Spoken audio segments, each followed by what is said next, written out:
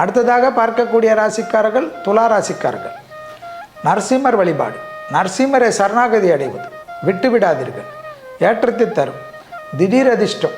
ராகு 6, கேது 12 இந்த வருடம் முழுவதும். அதே சமயம் சனி 5.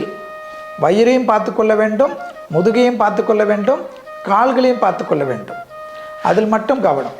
பிள்ளைகள் விஷயத்தில் கோபம் கூடாது. பிள்ளைகளுடன் அனுகிரகம் செய்து கொள்ள வேண்டும்.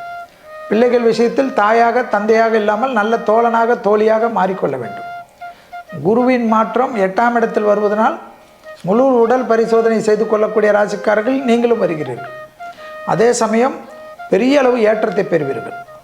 கெட்டவன் கெடுவதனால் அதிர்ஷ்டம் கிடைக்கும், திடீர் அதிர்ஷ்டம் கிடைக்கும். பண விஷயம், பொருள் விஷயம், வீடுகளை புதுப்பிப்பது, 2 பெட்ரூமில் இருப்பவர்கள் 3 பெட்ரூம் போகிறது, 3 பெட்ரூமில் இருப்பவர் 4 பெட்ரூம் இல்லைன்னா தனி வீட்டுக்கு போகிறது, இப்படியெல்லாம் இருக்கும். பூர்வீகத்தில் சொத்துக்கள் இருந்தால் அது எதுக்கும் யூஸ் ஆகாமல் இருந்தால் அதெல்லாம் நல்லா ஆகும். அதெல்லாம் ஆச்சரியமாக இருக்கும். என்னடா இதெல்லாம் இப்படி ஒன்று ஒன்றா டெவலப் ஆகிறது, பெரிய அளவுக்கு அனுகூலத்தை தரும். எதிர்பார்க்காத விஷயமெல்லாம் ஏற்றத்தை ஏற்படுத்தும்.